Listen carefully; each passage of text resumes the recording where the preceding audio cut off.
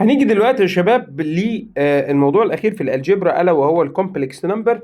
والكومبلكس نمبر يا جماعه في امتحانك ان شاء الله هيكون عليها كذا سؤال. الاسئله مثلا ممكن يبقوا 3 اسئله او 4 اسئله على الكومبلكس نمبر، فتعالى نستعد مع بعض. يعني ايه كومبلكس نمبر؟ احنا نفتكر الرولز بس عايزين ناكد على شويه حاجات. فهم خالصا بيور كده. حلو. الكومبلكس نمبر يا جماعه ايه هو؟ كومبلكس نمبر عبارة عن نمبر. قلت له الحمد لله. النمبر ده ليه تو بارتس، فأي نمبر كومبلكس هنسميه زد، معظم الأرقام بنسميها كده، عبارة عن تو بارتس. البارت الأولاني هنسميه A، وده بيبقى رقم بوزيتيف أو نيجاتيف أو زيرو، فراكشن، ديسيمال، أي حاجة. قال لي ريل، يبقى الإي بيلونج للآر، وده بنسميه ريل بارت. وبارت تاني اسمه بي، والبي ده رقم ريل برضه بس جنبه اي. ايوان. والبي ده ممكن يبقى بوزيتيف او نيجاتيف، وده بنسميه الايماجينري بارت. حلو. تعالى بقى للاي. من هو الاي؟ الاي ده استنتجناه لما ظهر النيجاتيف 1 تحت السكوير روت. قلت له يعني انت عايز تقول لي يا مستر ان انت هنا ده كده هو اس البلاوي؟ قلت له فيبقى هنا سكوير روت للنيجاتيف 1 هو الاي، وباي سكويرنج يبقى معنى كده ان الاي سكويرد ايكوال نيجاتيف 1. وركز، قلت له طب اي باور 3، قال لي يعني اي سكويرد في اي يعني نيجاتيف 1 باي اي يعني نيجاتيف اي. طب اي باور 4 ده الايقونه بتاعتنا اسمه مين؟ 1. ليه؟ لان هو عباره عن اي سكويرد باي اي سكويرد يعني نيجاتيف 1، اعمله باور 2. قالوا كده؟ قال لي جميل. وهنا يظهر شويه حاجات. ايه بقى يا مستر؟ ان لو انت عندك اي باور ان، بص بقى الان دي لو اود، يبقى معنى كده ان الاي باور ان بيلونج للكومبلكس نمبر، حاجه فيها imaginary. اي باور 3 زي دي كده، اي باور 1 زي دي كده، يطلع لي imaginary.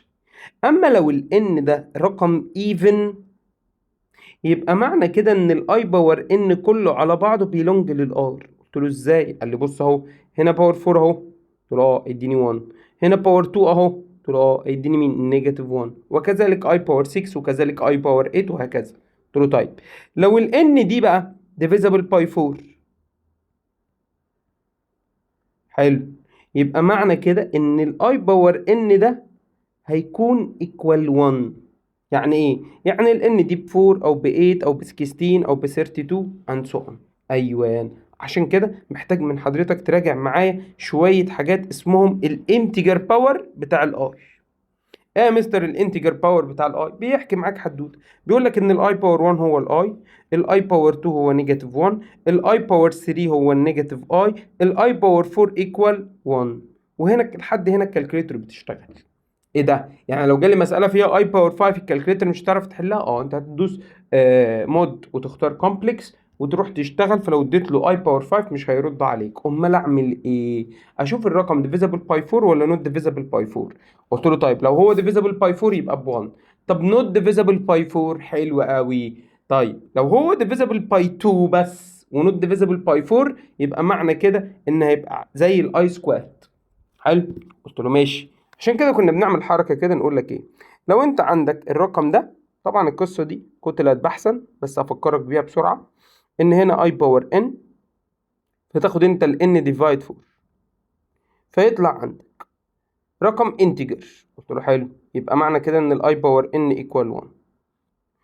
او ال n اوفر 4 تطلع رقم انتجر وجنبه 0.5، يبقى الاي باور n ايكوال اي سكويرد، يعني ايكوال نيجاتيف 1.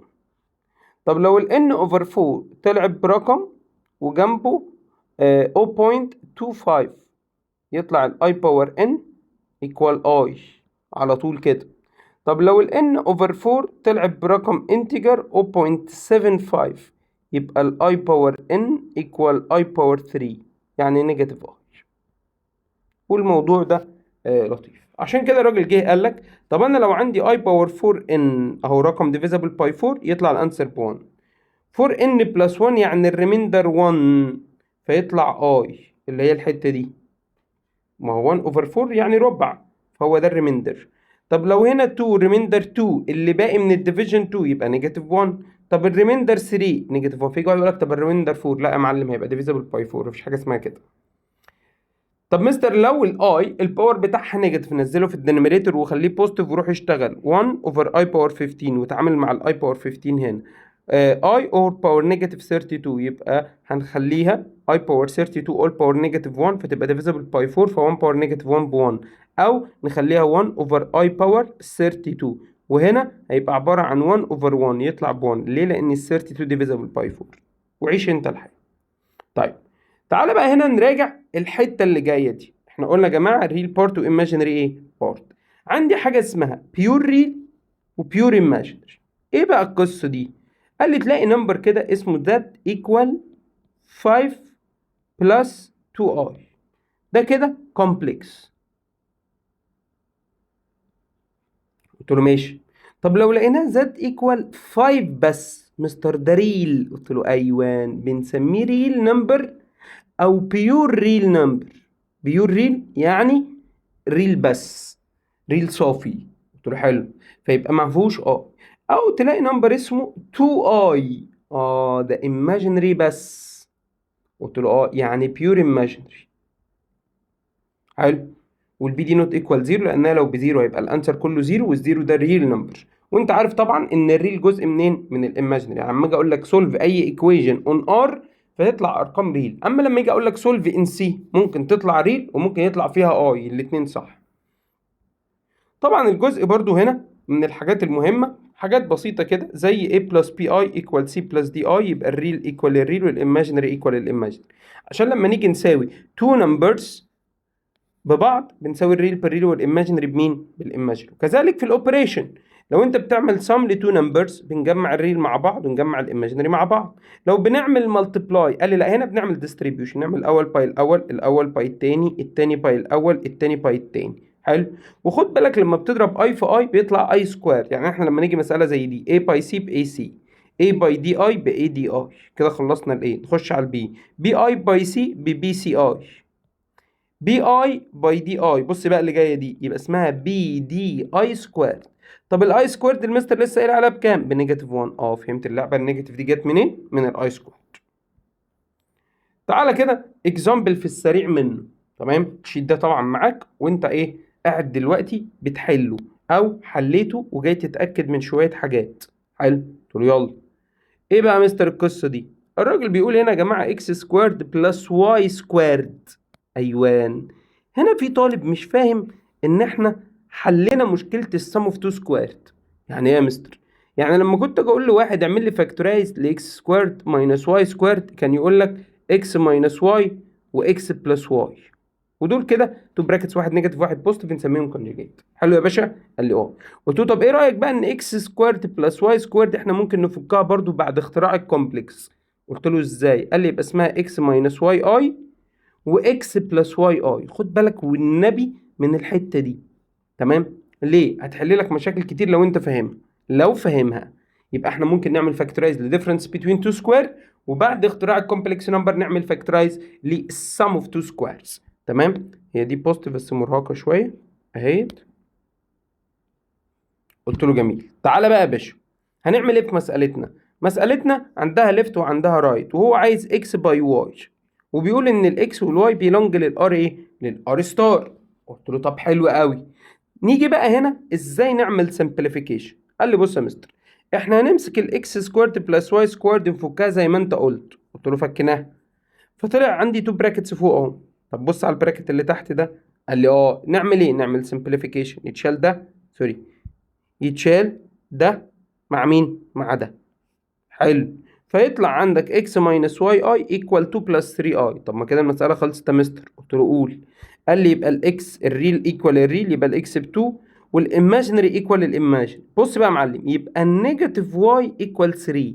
انا خدت الحتة دي كلها خد بالك عشان النيجاتيف. حلو. بس خلاص يا باشا يبقى الاكس ب 2. قلت له حلو. والواي بنيجاتيف 3.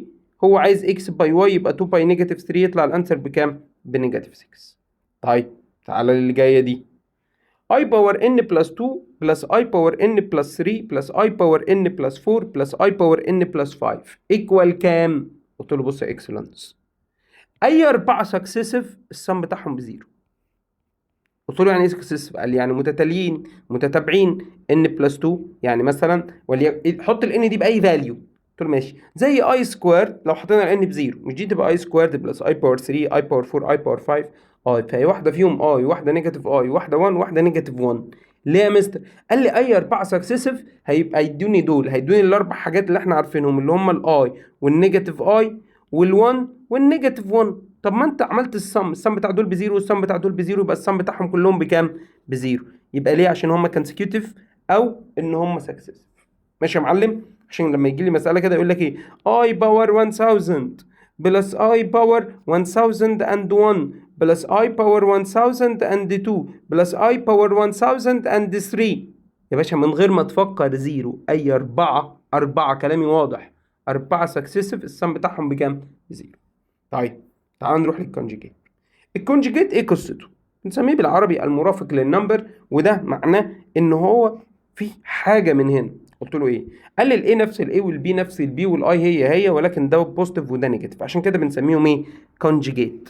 عشان انت كده كنت بتقول لي يا مستر ان هنا دول كونجيجيت. قلت له ايوه يا معلم حموكش. تعالى بقى، كونجيجيت بنسميه الزد بار. قلت له ماشي. فلما نيجي نقول لك ان انا عندي رقم اسمه 2 minus 5i، فكونجيجيته 2 plus 5i. ولو عندي رقم اسمه 3i plus 2 يبقى كونجيجيته نيجاتيف 3i plus 2. ايه ده؟ مش بنغير اللي في النص؟ قلت له لا، بنغير الايماجينري، بنغير الساين بتاعت الايماجينري. مستر طب انا لو عندي رقم اسمه 7i كونجيجيته يبقى ايه؟ نيجاتيف 7i. مستر طب لو عندي رقم اسمه 5 بس يبقى كونجيجيته ايه؟ 5. ماشي يا معلم؟ قال لي ماشي. عشان كده في شويه بروبرتس عبيطه برضو كده على الكونجيجيت ناخد بالنا منها. زد 1 وزد 2 بيلونج للسي. قلت له حلو. فلو انت دلوقتي هتعمل سم للنمبرز، جمع الريل مع الريل والايماج مع ايماج، وبعد كده تاخد كونجيجيت، قال لي طب ما اجيب كونجيجيت الاول تعمله بلس كونجيجيت الايه؟ التاني. الترتيب هنا مش فارق، تعمل سم بعد كده كونجيجيت او تعمل كونجيجيت وبعد كده سم، الاثنين يدوني نفس النتيجه. وكذلك فين؟ في المالتيبلاي. قلت له طب حلو. بص تعالى كده نشوف الاكزامبل ده اللي بيقول لك لو انت عندك زد 1 وزد 2 ار كونجيجيت. بص بقى في حته جايه دلوقتي، بس خلينا اسبق الاحداث. قول يا مستر ان اي رقمين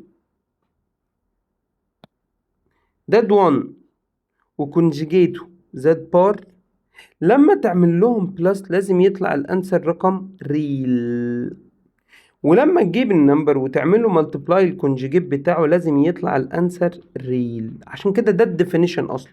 ديفينيشن ايه يا مستر؟ اي نمبر ونمبر يبقوا كونجيجيت امتى؟ لو السم ريل والبرودكت ريل. خليك فاكر الحته دي كويس، حته بين السطور كده ممكن تساعدك. تقول طب حلو تعالى هنا يا معلم. فجه الراجل قال لك يبقى 1 over z1 plus 1 over z2 could be، ايوان اهو عشان الحته دي والحته دي. فهنعمل ايه؟ قال لي دي يا مستر بنعمل لها سمبليفيكيشن بالفيونك. قلت له حلو.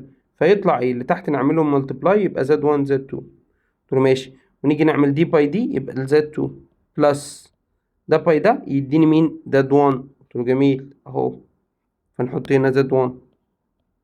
مش ده السم بتاعهم؟ قلت له يعني ده رقم ريل؟ قلت له حلو. وده البرودكت بتاعهم؟ قلت له يعني ده رقم ريل؟ قلت له حلو. ريل اوفر ريل يطلع الانسر ايه؟ ريل. ده ريل؟ قلت له لا. ده ريل؟ لا. طب ده ريل؟ لا. يبقى الانسر بتاعك كام؟ 2. عشان كده يا جماعه اي 2 conjugate numbers السم بتاعهم ريل والبرودكت بتاعهم ريل. ده كلام قديم شويتين تلاتة. حلو. تعالى بقى نخش على الموضوع بتاعنا اللي هو ايه بقى مستر؟ الفورمز بتاعت الكومبلكس نمبر، سواء تريجنومتريك فورم، اكسبوننشال فورم، او الجبريك فورم، والتحويل والروتس والاوبريشن اللي معظمهم بالكالكوليتر ايها الاكسلنس. بص يا صديقي، اول فورم معانا هي التريجنومتريك فورم. وهنا بيجي عندنا حاجه اسمها ارجان دايجرام. ارجان دايجرام يا جماعه بيعبر عن النمبر ده كانه فيكتور. كانه، خد بالك، مش انت عندك الفيكتور بيبقى اكس وواي؟ اي وجي، ايوان، ما هو ده نفس القصه. بيقوم حاطط الجزء الريل على الاكس اكسس وحاطط الايماجينري بارت على الواي اكسس.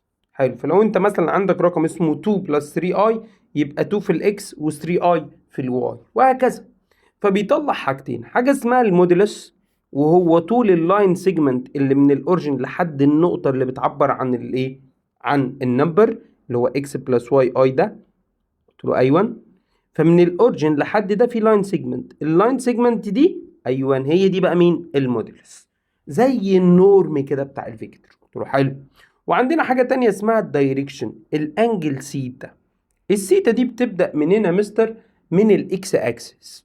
قلت له جميل، يا بتلف كلوك وايز يا انتي كلوك وايز، يعني مش شبه البولر. البولر لو انت فاكرها كانت لازم تبقى انجل بوزيتيف، هنا بقى خلينا الانجل دي يا بوزيتيف يا نيجاتيف. قال لي حلو. فالسيتا دي او الامبليتيود هو بيسميها امبليتيود او ارجيومنت، خد بالك عشان الاكسبريشن الاتنين بيستخدموا اللي هما السيتا. طيب السيتا دي عشان نوصل لها بنمشي على 3 مراحل. اول حاجه بنجيب تان سيتا واي اوفر اكس، دي المرحله الاولى، الخطوه الاولى. بعد كده نقول ان السيتا ايكوال شيفت تان او تان انفرس لابسوليوت الواي اوفر اكس، ودي الخطوه الثانيه. بعد كده نحدد الكواد عشان نشوفها هي موجوده في الفيرست ولا في السكند ولا في الثيرد ولا في الفورث. طب ده عن طريق ايه؟ اهو عن طريق ان هي لو بوزيتيف في الريل بوزيتيف في الايماجينري يبقى احنا في الفيرست كواد، يبقى احنا السيتا هناخدها زي ما هي من الكالكوليتر. اما لو هي نيجاتيف في الاكس وبوزيتيف في الواي يبقى معنى كده ان احنا في السكند كواد، فيبقى الجزء ده او الانجل البرنسبل هتبقى 180 ماينس السيتا اللي هتخرج من الكالكوليتر. قلت له ماشي. اما لو احنا في الثيرد كواد فيبقى الاكس نيجاتيف والواي كمان ايه؟ نيجاتيف، يعني الريل نيجاتيف والايماجينري نيجاتيف. قلت له اه، فنقول عليها 180 بلس سيتا. قلت له عظيم. اما لو احنا في الفورث كواد يعني الاكس هي اللي بوزيتيف او الريل بوزيتيف والايماجينري نيجاتيف، قلت له يبقى نقول 360 ماينس سيتا. قلت له حلو، يبقى حددنا الكواد يا مستر، ادي الخطوه الثالثه. بعد كده يجي موضوع البرنسبل امبليتيود. بص بقى يا معلم، السيتا عشان نقول عليها ان هي برنسبل، قلت له ايوه قول لي بقى كده السيتا عشان نقول عليها برنسبل ايه بقى الشروط؟ قال لي لازم تبقى بيلونج للانترفال من نيجاتيف 180 لبوزيتيف 180. قلت له حلو. او نخليها كده، بصوا يا جماعه، هو ال 180 والنيجاتيف 180 الاثنين ايكويفالنت. نيجاتيف 180 اللي 180 كلوزد، بس واحده اوبند وواحده كلوزد. تمام. قلت له ماشي. ليه؟ عشان ممنوع التكرار في الانترفال. قلت له طب جميل، تعالى بقى هنا. احنا هنا لما جينا نشتغل قلنا ان هنفك بقى الموضوع. يبقى انا دلوقتي حولت القصه الاولانيه بتاعه الالجبريك اكس وواي لحاجات فيها ار وسيتا. طب ما تيجي بقى نقوم واخدين الالجبريك دي ونفكها، فيطلع ان الاكس اسمه ار كوساين والواي اسمها ار ساين، فبيطلع عندي تريجنومتريك فورم، وده بقى المهم، اسمه دات ايكوال ار كوساين سيتا بلس اي ساين سيتا. من الار المودلس، يبقى خد بالك ان الار هو المودلس اللي هو النمبر اللي هو طول اللينس، طول اللينس، طول اللاين سيجمنت. تمام، او اللينس بتاع اللاين ايه؟ سيجمنت. حلو. الار هو المودلس، فالمودلس ده رقم يكون جريتر ذان اور ايكوال زيرو. قلت له حلو، لازم يكون رقم بوزيتيف، ده طول. قلت له ماشي. طب امتى يبقى بزيرو؟ قال لي لو الزاد اسمها زيرو يبقى اوتوماتيك المودلس هيكون بزيرو لان هو نقطه. قلت له حلو. حاجة تانية ان مودلس الزد ومودلس النيجاتيف زد ومودلس الزد كونجيجيت ومودلس النيجاتيف زد كونجيجيت كلهم ايكوال. وكان في رسمة كده كنا شرحناها لك، قلنا لك يا جماعة ان انت لو عندك a بلس بي اي فالمودلس هو اسمه ار. قلت له حلو. ليه؟ قال لي بنجيب حاجة اسمها السكوير روت للاي باور 2 بلس البي باور 2. يبقى تاني المودلس زد هو عبارة عن سكوير روت الأول باور 2 بلس التاني باور 2. طيب لو هي اسمها a ماينس بي اي، قال لي على فكرة مودلس الزد هيبقى هو نفس الار اللي فوق. طب لو هو اسمه نيجاتيف a ماينس بي اي، قلت له نفس الكلام، هيبقى مودلس الزد ايكوال برضو ايه؟ ار. وخد بالك ده الكونجيجيت وده نيجاتيف الزد. قال لي ده نيجاتيف الزد بار كمان، نيجاتيف الزد كونجيجيت. قلت له ازاي؟ يا شايف الزد كونجيجيت ده؟ لو خلينا نيجاتيف 8 بلس بي اي ده اسمه ايه؟ قال لي اسمه نيجاتيف الزد كونجيجيت، برضو المودلس بتاعه بكام؟ بار، كلهم زي بعض. حاجة بقى المهمة جدا ودي لازم تاخد بالك منها قوي، ان النمبر لما اضربه في كونجيجيته، اضرب النمبر في الكونجيجيت بتاعه هيطلع ايه بقى يا مستر؟ قال لي لو انا عندي a بلس بي اي ضربته في a ماينس بي اي، مش المستر لسه قايل لك دي احنا فكناها كانت عبارة عن sum of 2 squared a squared plus b squared؟ قلت له بص كده يا معلم، شايف ده؟ قلت له ده المودلس. طب شايف ده؟ ده مين ده بقى؟ هو بس من غير الروت، صح؟ يبقى ده اسمه مين؟ المودولس سكوارد. خد بالك الحاجات دي بتيجي كتير قوي في اللي تشوز وانت بتقعد متنح. طيب مستر، عايز احول من مودولس وامبليتيود لالجبريك والعكس. قال لي بس يا معلم، جيت لي في ملعبي. اول حاجه تقوم كاتب في الكالكوليتر مود وتختار 2. فايه اللي هيحصل؟ هتتحول المساله بتاعتك كلها لكومبلكس، وهيظهر كلمه كومبلكس في الكالكوليتر. بعد كده تقوم كاتب اي رقم، وليكن مثلا روت 3 ماينس ار، وتدوس ايكوال، يطلع روت 3 ماينس اي. فانت ما تنبهرش. بس لو دوست شيفت وبعد كده 2 دي هتلاقي مكتوب فوق كلمة كومبلكس كده في الكالكوليتر، تروح حلو. وبعد كده 3 هتلاقي مكتوب حاجة اسمها ار وسيتا، يقول لك هات الار وتدوس ايكوال، يقوم مدي لك حاجة كده اسمها 2، حاجة اسمها نيجاتيف 30. وخد بالك ده المودولس وده البرنسبل امبليتيود او السيتا برنسبل. على طول شيفت تو 3، عارفينها احنا دي. قلت له طب حلو قوي. عشان كده افكرك بقى كمان بالفتافيت. ايه الفتافيت دول يا مستر؟ اللي هو البيور ريل او البيور ايماجينري. البيور ريل النيجاتيف والبيور ايماجينري النيجاتيف. ايه اللي حصل؟ قال لي الاي مودولس بتاعه ب1، يبقى المودولس زد هنا ب1، وهنا برضو المودولس زد ب1، وهنا المودولس زد برضو ب1، وهنا المودولس زد برضو ب1. اللي يا مستر اصل ده هنا كانه مشي خطوه واحده في الريل او خطوه واحده فين؟ في الايماج. يعني بص ال1 اهو خطوه واحده مشينا كده. طب والنيجاتيف 1 اهو نيجاتيف 1. فده الانجل بتاعته الثيتا بتاعته بكام؟ بزيرو. طب وده الثيتا بتاعته بكام؟ ب180. ايوه، او نيجاتيف 180 برضو صح. تعالى بقى هنا. طب هنا ده مين؟ قلت له ده الاي. ايوه، فتبقى الثيتا بتاعته بكام؟ ب90. طب وهنا ده مين؟ قلت له ده النيجاتيف اي، يبقى ده الاي وده النيجاتيف اي. ده بقى الثيتا بتاعته بكام؟ بنيجاتيف 90. فهمتك. عشان كده مسمينهم الفتافيت. بننجز على طول بزيرو لو هو ريل بس بوزيتيف، وباي او نيجاتيف باي او نيجاتيف باي، كلامي واضح اهو، لو هو ايه؟ ريل بس نيجاتيف. طب لو هو ايماجينري فتفوته وبوزيتيف يبقى باي اوفر 2. عشان كده لما يجي لك رقم اسمه 7 اي واجي اقول لك هات المودولس 7، طب والامبليتيود يبقى فوق، يبقى الانجل 90. حلو كده، يبقى 7 اي. بص بنسميها فتفوته عشان كده. المودولس على طول زد ايكوال 7. طب والثيتا برنسبل على طول ده فوق يبقى 90. واحده اسمها نيجاتيف 5 اي. بص كده المودولس هيبقى اسمه 5. طب والامبليتيود الثيتا برنسبل تحت، قلت له يبقى نيجاتيف 90. وهكذا. عشان كده خد بالك الارقام بتاعتك البرنسبل من 180 لنيجاتيف 180، يعني ما ينفعش تبقى اكبر من 180. يعني ما اجيش اسالك عن ثيتا بعد شويه وتقول لي 700 او 200، ما ينفعش. تمام، اخرك 180. وما ينفعش تقول لي نيجاتيف 700، ما ينفعش، اخرك نيجاتيف 180. فتيجي بقى للسؤال المهم اللي انا حاطه هنا عشان بيجي كتير. خدت بالك؟ قلت له قال لي عايز الامبليتيود بتاع النمبر ده. بص يا باشا، شايف ال1 ده؟ هو ده اس البلاوي. قلت له ليه بقى يا باشا؟ قال لي بص، اول حاجه انا عايز اغير شكل المساله كلها. قال لي قلت له ليه؟ قال لي عشان ال1 ده احنا لازم نخلص منه، احنا عندنا جزء ريل جزء ايماجينري عشان نعرف نشتغل. فال1 ده هنعمل ايه بقى يا مستر؟ قال لي هنجيب رول في نيجاتيف 1. قلت له طيب ازاي ودي نيجاتيف اصلا؟ قال لي حلو، يبقى احنا دلوقتي عايزين نغير الشكل ده وعايزين نغير الشكل ده، الاتنين يتغيروا. قلت له طب نغيرهم ازاي؟ قال لي بقوانين دبل الانجل او هاف الانجل. يعني بص كده، سيب الاي في حالها. قلت له سيبناها في حالها. شيل الساين سيتا، مش انا ممكن احطها 2 ساين سيتا اوفر 2 كوساين سيتا اوفر 2؟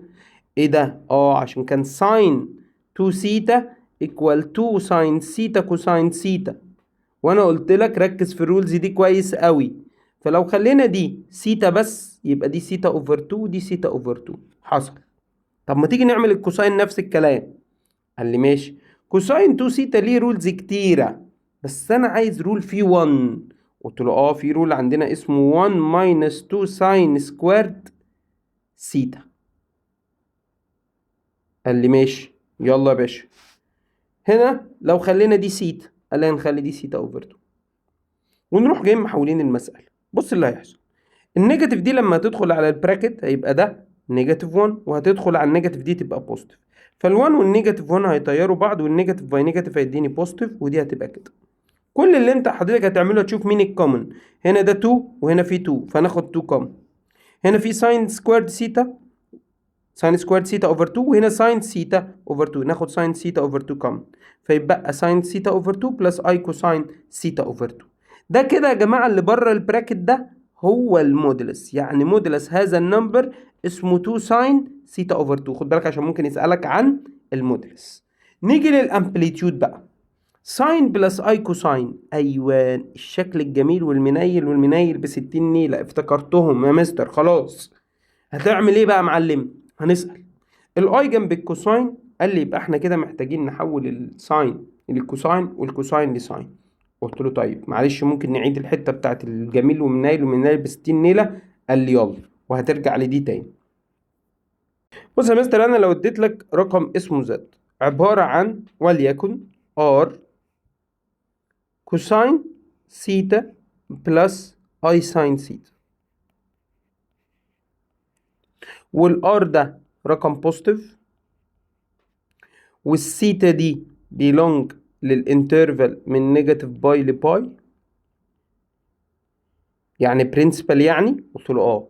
والاي جنب الساين، قلت له ماشي. ليه؟ عشان احنا لما فكيناه الاكس كان اسمها ار كوساين اللي جنب الانجل ياخد كوساين، والواي كان اسمها اي باي ار باي ساين سيتا، او اللي هي الواي اي يعني. حلو، فبقى المنظر كده، يبقى الاي دايما جنب الساين. ده الشكل الجميل. ايوه يا مستر. وبعد كده يا معلم الراجل بيجي يقوم محور في المسألة. حور لها بقى ازاي؟ بص يا باشا، عندنا شكل منيل بس، منيل فقط. حلو، بيبقى فيه ايه بقى؟ بيبقى فيه ارقام نيجاتيف. يعني مثلا نيجي يقوم قايل لك ايه؟ نيجاتيف ار كوساين السيتا بلس اي ساين السيتا. ده شكل منيل. او يجي يقوم قايل لك ان عندنا ار بس هنا نيجاتيف كوساين سيتا بلس اي ساين سيتا. ده شكل منيل برضو. او ممكن يقول لك نيجاتيف ار وهنا نيجاتيف كوساين سيتا بلس اي ساين سيتا. ماشي. وممكن يقول لك عندي ار وهنا كوساين سيتا بس ماينس اي ساين سيتا. قلت له حلو، ده شكل من اشكال منيله. اما الشكل الجميل بيبقى ده بوزيتيف وده برضو بوزيتيف وده كمان بوزيتيف عشان يبقى شكل جميل. طب لو حصل يا مستر وبقى شكل منيل هنعمل ايه؟ قال لي لو هي ارقام بتكتبه على الكالكوليتر وبعد كده تدوس ايكوال، بعد كده تعمل شيفت 2 3 يطلع لك المودولس الجميل والامبليتيود الجميل. قلت له طيب لو بقى معيش ارقام وعايز احوله تقوم عامل ايه؟ اول حاجه تعملها ان انت تخلي لي المساله بتاعت حضرتك الار فيها هو اللي بوزيتيف. قلت له ماشي. فالنيجاتيف دي هتدخل هي اللي جوه فيديني ايه؟ قال لي يديني نيجاتيف كوساين سيتا ماينس اي ساين سيتا. ايوه بس يا معلم، تيجي انت بقى تلاقي دي نيجاتيف ونيجاتيف. حلو، الرقم لما يبقى نيجاتيف نيجاتيف يبقى موجود في انهي كواد؟ قال لي في السرد كواد. قلت له يبقى معنى كده هنقوم واخدين المنظر ده كده ونقوم قايلين له يبقى الزد ايكوال ار كوساين بلس اي ساين.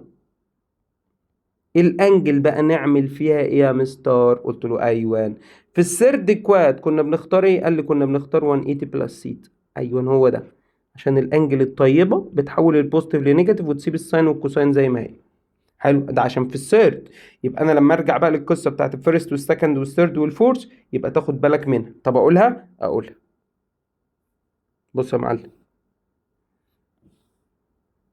دول الناس الطيبين، الانجلز الطيبه. فلو انت عندك حاجات في الفيرست كواد يعني بوزيتيف وبوزيتيف، قلت له ايوه الجزء الريل بوزيتيف والجزء الايماجينري بوزيتيف، فالسيتا هي السيتا برنسبل. قلت له ماشي، اللي بتطلع من الكالكوليتر او اللي موجوده في النمبر. ده الشكل الجميل. قلت له ماشي. طب لو هي نيجاتيف وبوزيتيف؟ قال لي هنقول 180 ماينس سيتا. طب لو الاتنين نيجاتيف زي الاكزامبل اللي انا قلته يبقى 180 بلس سيتا. طب لو هنا نيجاتيف بوزيتيف ونيجاتيف، قلت له يبقى هنقول 360 ماينس سيتا او نيجاتيف سيتا. طبعا الرقم لو طلع اكبر من 180 بنشيل منه سايكل، لو اقل من نيجاتيف 180 بنزود عليه ايه؟ سايكل. خدت بالك؟ قال لي جميل. فتعالى كده ناخد الاكزامبل ده. بص يا باشا، ده تعالى نحوله من الشكل المنيل للشكل الجميل. يلا، الار بوزيتيف قلت له بارك الله فيما رزق، يبقى هنا اهو ادي الار بوزيتيف. كوساين ماينس اي ساين قلت له احنا بقى نكتبها شكل جميل، كوساين بلس اي ساين. ده بوزيتيف وده نيجاتيف، بوزيتيف نيجاتيف، يبقى فين في الفورس كواد؟ يبقى نقول له ايه؟ نيجاتيف سيتا او 360 ماينس سيتا. بص بقى، ده بقى الشكل الجميل اهو، ده بقى كده، ده كده بقى جميل. قلت له طيب مستر، طب امتى الشكل يبقى منيل ب 60 نيله؟ قال لي تعالى، الشكل يبقى منيل ب 60 نيله يا جماعه لو الاي جنب الكوساين. يعني ادي ار اهي بوزيتيف، بص جميله ازاي، وهنا ساين سيتا بلس اي كوساين سيتا. ده اس البلاوي. ليه؟ عشان الاي جنب مين؟ جنب الكوساين. فيجي واحد يقول لك ايه؟ ما انت قلت الار بوزيتيف وهي الار بوزيتيف. قلت له صح. والجزء الاولاني بوزيتيف والتاني بوزيتيف. قلت له صح. بس هل الاي بتبقى جنب الكوساين؟ قلت له لا. قال لي يبقى ده منيل ب 60 نيله. قلت له حلو، منيل ب 60 نيله، نعمل ايه؟ قال لي نروح للانجل الشرير. قلت له اشمعنى الانجل الشرير؟ قال لي هي اللي بتحول الساين لكوساين والكوساين لساين. فلو انت هنا بوزيتيف وبوزيتيف تقول له 90 ماينس سيتا. طب لو نيجاتيف وبوزيتيف يبقى تقول له 90 بلس سيتا. طب لو نيجاتيف ونيجاتيف هتقول له 270 ماينس سيتا. طب لو هنا بوزيتيف ونيجاتيف هنقول له 270 بلس سيتا. طبعا ال 270 اللي هي نيجاتيف 90 بس، ماشي؟ ال 270 هي نيجاتيف 90. ممكن نكتبها كده اهو، 270 يا جماعه هي نيجاتيف 90. 270 يا جماعه هي نيجاتيف 90. حلو كده؟ قال لي ماشي. تعالى بقى نحول المساله بتاعتنا اهي. فتقوم عامل ايه حضرتك؟ تقوم قايل له يبقى الزد ايكوال ار، ونكتب احنا بقى الشكل الجميل اللي هو كوساين بلس اي ساين. واجي اقوم ساله معلم، هو انت بوزيتيف بوزيتيف وعايز انجل شريره؟ قلت له قال لي يبقى 90 ماينس سيتا. يبقى هنكتب هنا ايه؟ 90 ماينس سيتا، وهنا مين؟ 90 ماينس سيتا. تعالى بقى نرجع لمسألتنا ونحلها بعد الحاجات اللي احنا فهمناها دي. يلا يا صديقي، دلوقتي الاي جنب الكوساين، يبقى شكل منيل ب 60 نيل. نقوم عاملين ايه بقى يا معلم؟ الموديل زي ما هو بره، نعدل احنا بقى نقول كوساين بلس اي ساين. ده بوزيتيف، قلت له وده بوزيتيف، يبقى انا في انهي كواد؟ في الفيرست كواد. طب ما احنا لسه قايلين ان في الفيرست كواد يبقى بوزيتيف بوزيتيف، يبقى معنى كده ايه؟ 90 ماينس 90 ماينس الانجل.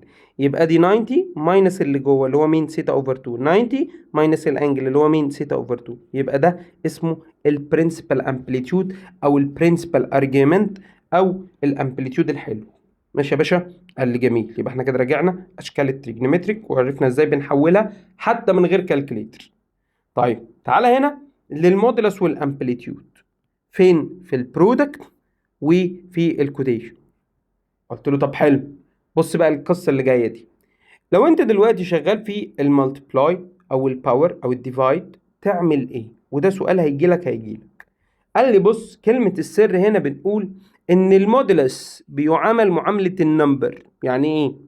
يعني هتعمل مالتيبلاي المودولس يتعمله مالتيبلاي، هتعمل ديفايد المودولس يتعمله ديفايد، هتعمل باور المودولس هيتعمل باور. بص اهو، مودولس هيتعمل باور. حلو؟ قلت له ماشي. الامبليتيود بيعامل معاملة الباور. قلت له يعني ايه؟ قال لي مش في حالة المالتيبلاي احنا بنعمل سم للباور؟ قلت له يبقى في حالة المالتيبلاي نعمل سم للامبليتيود. قلت له ماشي. طب في حالة الديفايد نعمل ماينس للباور، يبقى نعمل ماينس للامبليتيود. طيب في حالة الباور مش احنا بنعمل الباور اللي جوه في الباور اللي بره؟ قلت له يبقى ان سيتا على طول. قلت له فهمتك. يعني انا لو معايا نمبر اسمه مثلا 5 كوساين 30 بلس اي ساين 30. قلت له حلو اهو، كلام جميل اهو. قلت له ماشي. وانا عايز زد باور 3 تعمل 5 باور 3. قلت له ده اول حاجة. كوساين بلس اي ساين تعمل ايه بقى يا معلم؟ اخد ال 30 اضربها في 3 تبقى 90. ايوان، هو ده الجديد بقى اهو. ماشي يا اكسلانس؟ قال لي جميل. اخر حاجه واخر فورم في الكومبلكس نمبر قبل ما نروح للاوميجا هي الاكسبوننشال فورم. ويا جماعه الاكسبوننشال فورم بنفس الاحتياجات بتاعتها هي بتاعت التريجنومتريك فورم. يعني ايه؟ يعني انت في اويلرز فورم زي ما كنت هناك بتبقى عايز الار اللي هو الموديلس زد اللي هو سكوير روت للاي سكويرد بلس البي سكويرد، وعايز الثيتا برنسبل، هنا نفس الكلام. طب مش هنا كنت بتعمل شيفت 2 3؟ قال له اه هنعمل هنا شيفت 2 3 برضه، فيطلع المودولس والامبليتيود. وخليك فاكر ان اي باور اي ثيتا بتتفك الكوساين ثيتا بلس اي ساين ثيتا، عشان التحويل من اكسبوننشال لتريجنومتريك تبقى صحيحه. قلت له طيب ماشي.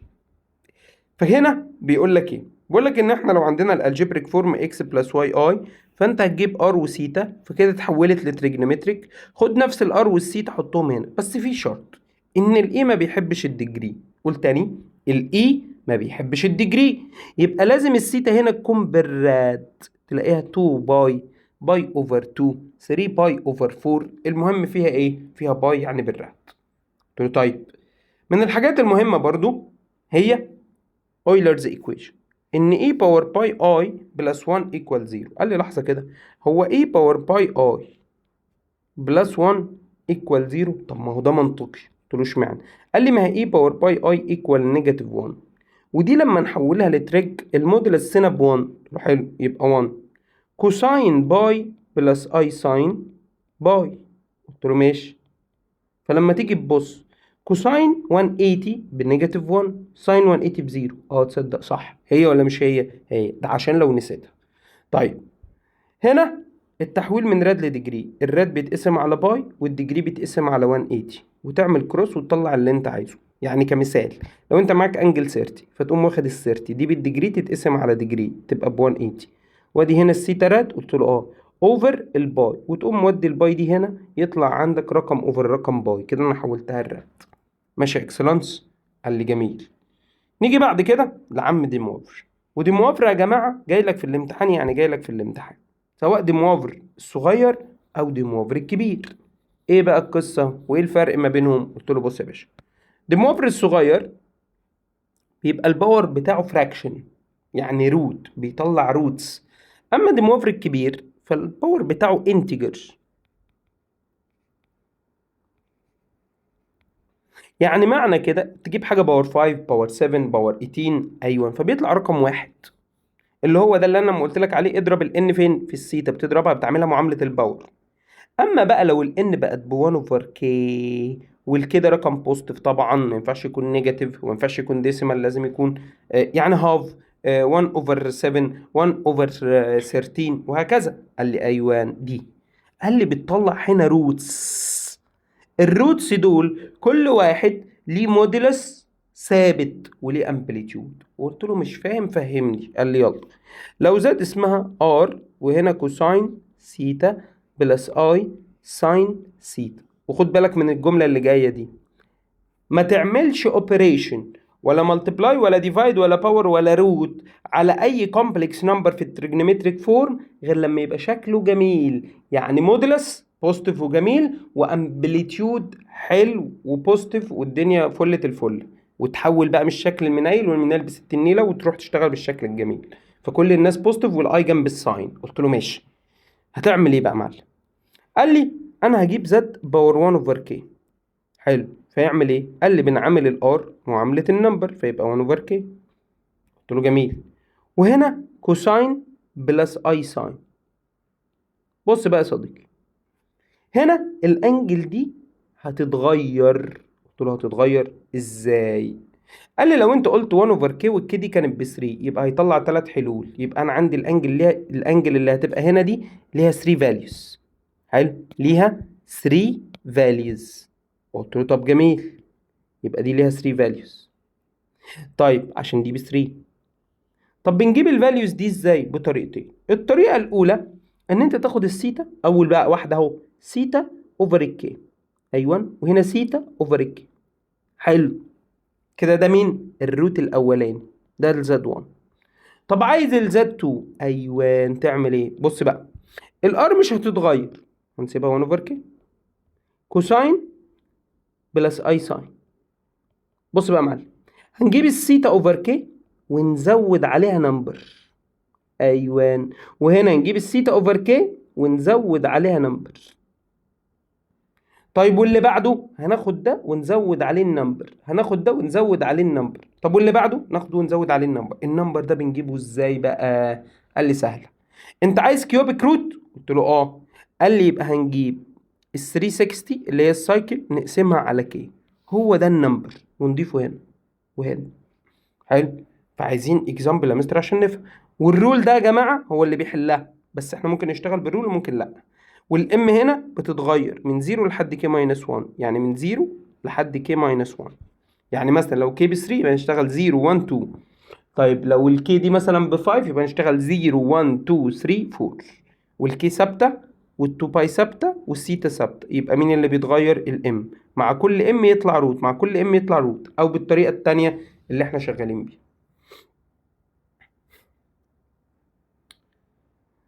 تعالى يا صديقي كده نبص على الاكزامبل. زي ما قلت لك ان الفكره بتاعت ان بيبقى فيه 1 وتشيله بالرولز بتاعت هافل انجل، الطريقه بتاعت الكومبلكس نمبر اللي مرسومه دي والارجان دايجرام برضو بتتكرر كتير.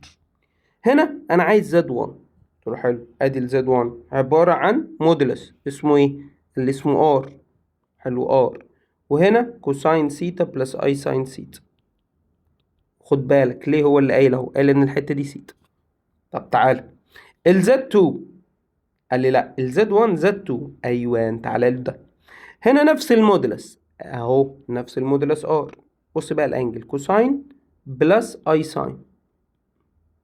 هل بقى الانجل نقول عليها سيتا؟ قال لي لا يا معلم، غلطتك اهي، ان دي كلها هي الانجل. يعني 90 بلس مين يا معلم؟ بلس سيتا. ايوه فهمتك. يبقى نحط هنا 90 بلس سيتا، وهنا نحط مين؟ 90 بلس سيتا. كده انا حولت الارجن دايجرام دي 90 الارجن دايجرام لارقام اهي. حلو. تعالى بقى يا معلم، عايز ايه؟ انا عايز الزد 2. لو سهل، مش ده زد 1 وده زد 1 باي زد 2؟ فلو انت عايز الزد 2 يبقى تجيب زد 1 زد 2 تعملها ديفايد الزد 1. طيب في حالة الايه؟ الديفايد بنعمل للار ديفايد، فار اوفر ار تطلع بكام؟ ب1. وبعد كده كوساين بلس اي ساين هنعمل ايه؟ هنماينس الانجل. يبقى 90 بلس سيتا ماينس سيتا تبقى 90. 90 بلس سيتا ماينس سيتا عشان ده اللي فوق وده اللي تحت، فيبقى ده ماينس ده. قلت له ماشي، يديني مين؟ 90.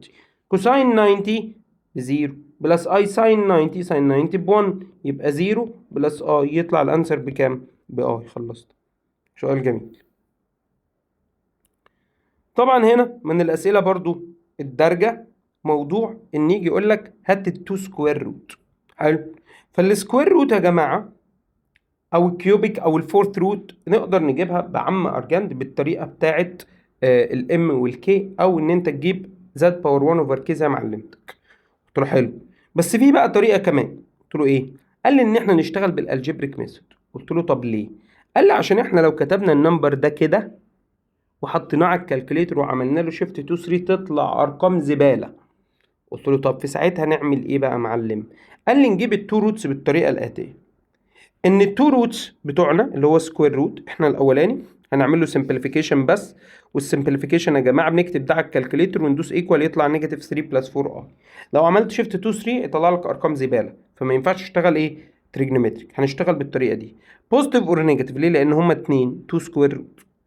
عندي حاجه وحاجه اي، حاجه اسمها ار بلس اكس اوفر 2 اللي هو ده، وحاجه اسمها ار ماينس اكس اوفر 2 بس جنبه اي تحت الروت طبعا. مين الار؟ المودلس. ويخلص يا معلم الكلام ده وتبقى المسألة انتهت. حلو. طب مستر لو جاب لي رقم بقى، ده الجبريك شكله معفن، احنا خلينا الجبريك شكله جميل. طب لو جاب لي رقم كده مستر اسمه زد ايكوال مثلا روت 3. قلت له ايوه بلس اي. قلت له حلو. فانت تقوم عامل ايه بقى؟ عايز مين انت؟ قال انا عايز التو سكوير روتس. قلت له يعني زد باور 1 اوفر 2، فيطلع عندك رقمين زد 1 وزد 2، كل واحدة ليها مودولس وليها امبليتيود. قلت له طيب نجيب المودولس. قال لي هنجيب المودولس ده وناخد له الروت. يعني ايه؟ يعني نجيب المودولس زد اللي هو الار هيطلع ب 2، يبقى هنا 2 باور هاف وده هنا 2 باور هاف. قلت له عظيم. بعد كده كوساين بلس اي ساين. كوساين بلس اي ساين بقى وتروح تشتغل. تيجي نجيب الانجل الاولى هنجيبها ازاي والانجل التانية هنجيبها ازاي؟ قال لي الاولى هنجيبها سيتا اوفر 2 اوفر الكي على طول. قلت له طب حلو. طب ودي هنجيب السيتا اوفر 2 بلس 180. جت منين بقى ال 180؟ قال لي مش احنا بناخد ال 360 نقسمها على الكي، والكي هنا بكام؟ ب 2. يبقى دي كده السيتا 1 اللي هتتحط في الحته دي، ودي هنا السيتا 2 اللي هتتحط في الحته دي. بس يا معلم كده انا جبت لك التو روتس بالطريقتين، الجبريك وايه وتريجونومتريك. ماشي يا اكسلانس؟ قال لي ماشي. ايه اللي باقي؟ الاوميجا. ركز. تعالى بقى نروح للموضوع بتاع الأوميجا اللي جاي لك في الامتحان، يعني جاي لك في الامتحان. حلو. وحتى في الامتحانات الاسترشادية كان جايب الأوميجا في أسئلة السية. عايزك حضرتك تشتغل، عشان في ناس بتحل الأوميجا بالكالكليتر، عارفينه انتوا طبعا. تمام. ولكن لو جابها إسية تعرف تعمل الكلام ده؟ لا، لازم تبقى فاهم كل حاجة عن الأوميجا. أول حاجة يا معلم، أنا عندي رقم اسمه زد. الزد ده هو ال1، عشان كده بيقول لك الكيوبيك روتس اوف يونيتي. تروح حلو. فتعالى نحول النمبر ده من الشكل ده لشكل تريجنومتريك. قلت له ماشي. مش ده اسمه 1 بلس 0 اي؟ يعني دي فتفوته. قلت له اه. يبقى لو احنا هنحولها لار كوساين سيتا بلس اي ساين سيتا تبقى ايه؟ قال لي تبقى كده، تبقى 1 كوساين 0 بلس اي ساين 0. قلت له حلو. اهو اللي هو كوساين 0 بلس اي ساين 0. بعد كده انا عايز حاجه اسمها زد باور 1 اوفر 3. يبقى هنعمل ده باور 1 اوفر 3 يعني 1، ويديني حاجه اسمها كوساين 0 بلس 2 ام باي الطريقه اللي احنا ما بنشتغلش بيها اوفر 3 بلس اي ساين 0 بلس 2 ام باي اوفر برضو 3. حلو. فاحنا عندنا 3 روتس، زد 1 وزد 2 وزد 3، كلهم ليهم نفس المودولس. المودولس اللي هو مين؟ 1 باور 1 اوفر 3 اللي هو 1. الاولانيه كوساين، نحط الام بزيرو فيبقى ده كله بزيرو، يبقى زيرو بلس اي ساين زيرو. مستر مش انت كنت بتقول بناخد ال 360 نعملها ديفايد 3 فتطلع 120 ونزودها على الاولاني يديني التاني؟ قلت له اه. زود على الزيرو 120 تبقى 120 بلس اي ساين 120. قلت له حلو. وهنا زود على ال 120 120 يبقى 240، يبقى كوساين 240 بلس اي ساين 240. فيجي واحد شاطر يقوم قايل لي الكلام اللي انت قلته ده غلط، فانت تقول له ليه؟ افهم منه عشان عنده حق. ال 240 ما ينفعش عشان دي نوت برنسبل.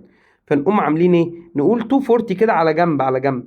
240 ماينس 360 يطلع بنيجاتيف 120. ايوه. يبقى هنشيل دي كده ونحط نيجاتيف 120 ونحط هنا نيجاتيف 1. خلاص كده يا معلم، كده بقى معاك المودولس والامبليتيود بتاع الثلاثه روتس. نيجي نحول دي الالجبريك. بص بقى الالجبريك اللي هيظهر ده هيبقى اسمه 1. طبيعي. وده هيبقى اسمه نيجاتيف هاف بلس روت 3 اوفر 2 اي. وده هيبقى اسمه نيجاتيف هاف ماينس روت 3 اوفر 2 اي. عشان كده ده هيكون موجود على الاكس اكسس. تصدق صح. وده هيكون موجود في السكند كواد. تصدق. وده هيكون موجود في الثيرد كواد. فلو حبيت ارسم التلاتة دولت على ارجن دايجرام، بص اللي هيحصل. هقوم راسم ارجن دايجرام كده في سيركل. سيركل؟ قلت له اه. ليه بقى سيركل؟ قال لي عشان كل الارقام الروت المودلس بتاعها كونستانت. قلت له حلو. مش سيركل قوي يعني بس ماشي.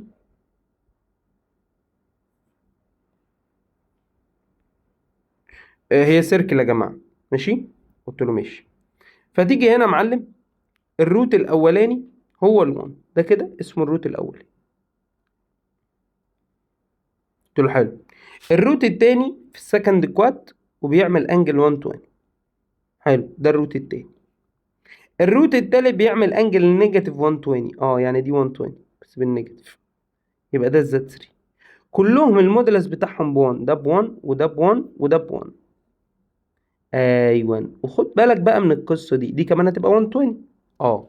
فعشان كده كنا بناخد ال 360 نقسمها على 3 فيطلع 120، لان الانجل بتوين اي تو روتس يا جماعه هتبقى هي الحته دي، والصم بتاعهم هيطلع ب 360 طبعا. عشان كده بقسم ال 360 على 3، بقسم ال 360 على 4، بقسم ال 360 على 5 على حسب عدد الروتس. حلو. وخد بالك دي 1 دي 1 ودي 1. ممكن الراجل بقى يلعب في الحته دي، وشرحناها اكتر من مره، ان هو يوصل الزد 1 بالزد 2 كده، والزد 1 بالزد 3 كده، والزد 2 بالزد 3 كده، ويقول لك هات لي الترينجل ده، احسب لي البريمتر بتاعه، احسب لي الاريا بتاعته. ده شغل جيومتري، ولكن خلصنا شغل الالجبر. تمام. قال لي ماشي. فاحنا عشان كده بنسمي الكيوبيك روتس اوف 1 او اليونيتي 3 حاجات: 1 واوميجا واوميجا سكوير. مين بقى الاوميجا ومين الاوميجا سكوير؟ الله اعلم.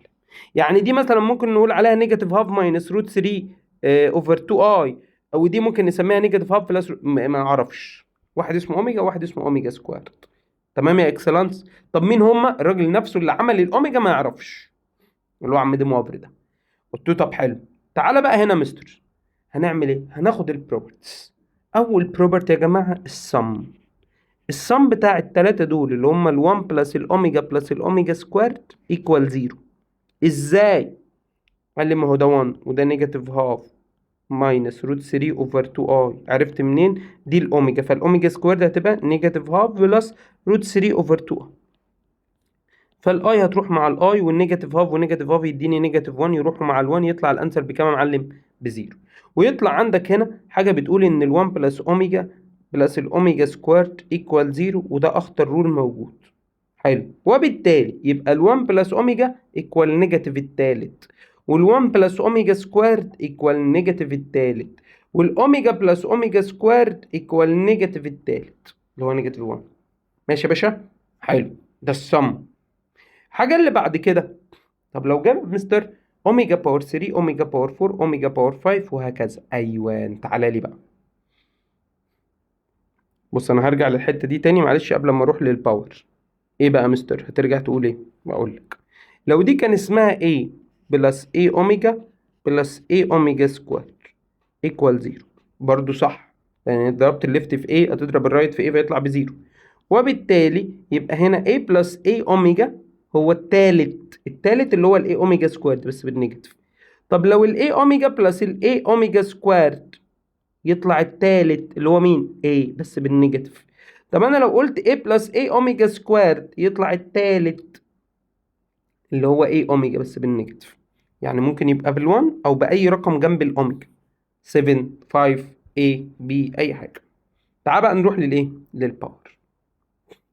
بص يا صديقي، احنا لو جبنا ال1 وعملناها ملتبلاي الاوميجا سكوير، قال لي هيطلع اوميجا باور 3. قلت له عظيم. الاوميجا باور 3 بقى دي لما جينا نحسبها ونجمع الباور ونعمل ملتبلاي للقصه دي كلها طلع ب1. وروح جرب. فلو جبت روت الاول باي روت التاني باي روت التالت بنضرب المودولس ونجمع الامبليتيود، فلما تيجي تجمع الامبليتيود ترجع تاني لل1. صحيح. طيب يبقى هنا الاوميجا باور 3 ايكوال 1، والاوميجا باور 6 ايكوال 1، والاوميجا باور 9 ايكوال 1، والاوميجا باور 12 ايكوال 1، والاوميجا باور 3 ان ايكوال 1. يبقى الباور الانتجر اللي في الاوميجا لو هو ديفيزبل باي 3 يبقى ب1. قال لي حلو. عشان كده في حته هنا بنت جنيه بتفكرك بالاي.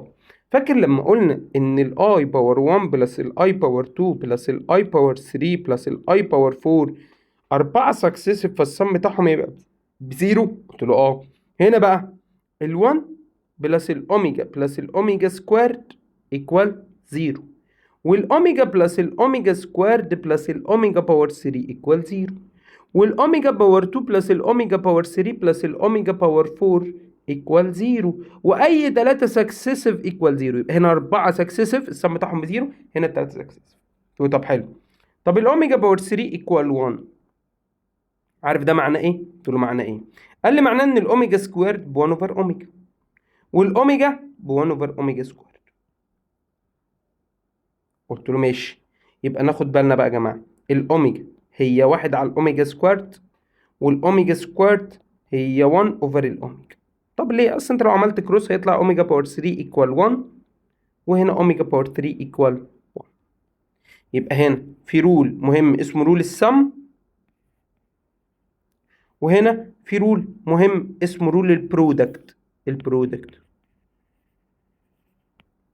قلت له عظيم. طيب تعالى بقى للديفرنس. الديفرنس بين مين؟ قال لي الاوميجا ماينس الاوميجا سكويرد او الاوميجا سكويرد ماينس الاوميجا يطلع حاجه اسمها بوزيتيف اور نيجاتيف روت 3 اي. طب ليه؟ لان انا ما اعرفش مين الكبير ومين الصغير، فبحط بوزيتيف اور نيجاتيف. حلو. اما لو عملنا اوميجا ماينس الاوميجا سكوارد اول باور 2، فنعمل الليفت ده برضو باور 2، فالبوزيتيف والنيجاتيف يتشال، الروت 3 تتشال تبقى ب 3، والاي سكوارد، الاي سكوارد اللي هي بكام؟ بنيجاتيف 1، يعني نيجاتيف 3. طب انا لو عملت اوميجا ماينس اوميجا سكوارد اول باور 4، بص الحركه دي، يعني هنعمل اللي فوق ده باور 2، فنيجاتيف 3 باور 2 تبقى اهي نيجاتيف 3 باور 2 تطلع بكام؟ ب 9 and so on بقى. تعيش انت القصه، بس اللي انت لازم تبقى فاهمه ان الاوميجا ماينس الاوميجا سكوارد او الاوميجا سكوارد ماينس الاوميجا برضه بوزيتيف اور نيجاتيف روت 3 اي. يا معلم انا ما اعرفش مين فيهم الاوميجا ومين فيهم الاوميجا سكوارد. ولكن يا اكسلانس لما يجي لي شكل الاوميجا، شكل الاوميجا ده طب اعرفه ازاي؟ يجي يقول لك ايه؟ يقول لك ان الاكس ايكوال نيجاتيف هاف بلس روت 3 اوفر 2 اي. قلت له اه دي مين؟ قال لي دي يا اما اوميجا يا اما اوميجا سكوارد، ولازم تفرض الحلين. طب لو سؤال تشوز بتفرض واحده بس وتحل، طب لو سؤال السي تفرضها مره اوميجا وتحل، وتفرضها مره اوميجا سكوارد وتشتغل. قلت له طيب نفس الكلام، طب لو الاكس ايكوال نيجاتيف هاف ماينس روت 3 اوفر 2 اي، نفس الكلام افرضها ان هي اوميجا او اوميجا سكوارد واروح اشتغل.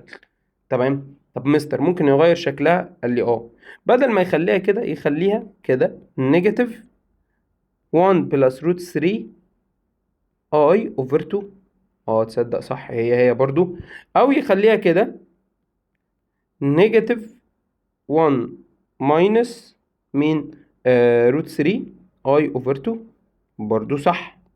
او يقوم عامل كده نيجاتيف، ياخد الهاف كومن، بص دي برضو من الاشكال اللي المتداوله يعني، هاف كومن ويديني نيجاتيف 1 بلس روت 3 اه. طب ما هي خدت بالك بقى من الاشكال دي؟ وممكن يعمل حركه تانية بنت جنيه. يعمل ايه بقى يا باشا؟ يجي هنا يقوم قايل لك ايه؟ طب انا عندي حاجه اسمها زد سكوارد بلس زد بلس 1 ايكوال 0. انت عارف ان الزد هنا لما نيجي نفكها يطلع حلين؟ قلت له زد 1 وزد 2. هنطلعهم ازاي؟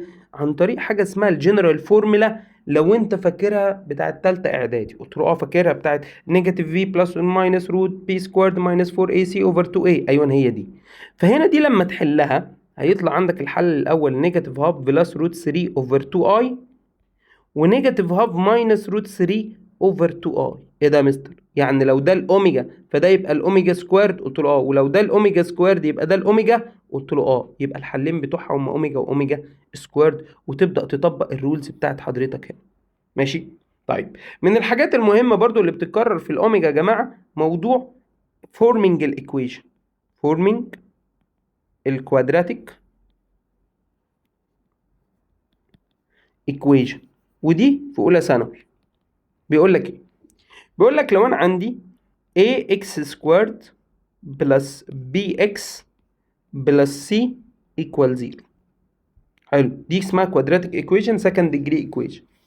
قلت له طيب، فكنا بنجيب حاجه يا جماعه اسمها السم بتاع الروتس ال بلس ام، وحاجه اسمها البرودكت بتاع الروتس ال باي ام.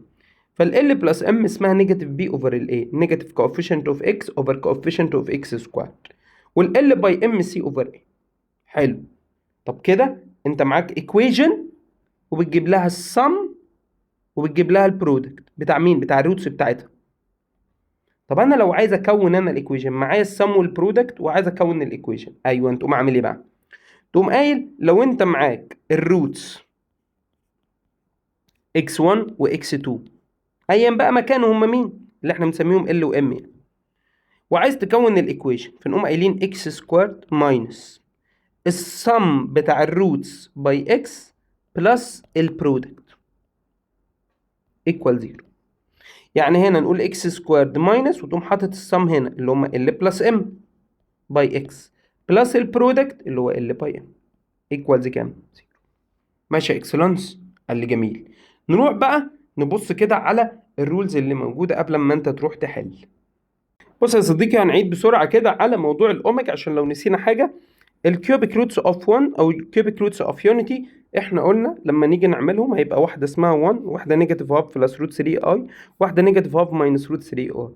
مين فيهم الاوميجا ومين فيهم الاوميجا سكوارد ما نعرفش، بس لو ده المودولس زي ما انا كنت راسمها، الرسمه بتاعتي كانت احلى طبعا، ده الجزء الريل وده الجزء الايه الايماجينري. فلو قلنا ان ده اسمه الاوميجا، يبقى ده مين؟ الاوميجا سكوارد. وهنا ده ب1 يا جماعه، ده المودولس ده ب1، ايوه. والانجل دي اللي هي ب 120 اللي هي الارجيومنت بتاع الاوميجا، ودي النيجاتيف 120 اللي هي الارجيومنت بتاع الاوميجا سكوارد. طبعا اللي باقيه دي هتبقى ب 120 برضه، لان احنا قلنا كيوبيك يبقى بنقسم 360 ديفايد 3، فيبقى الانجل بتوين اي تو روتس هتبقى 360 اوفر 3.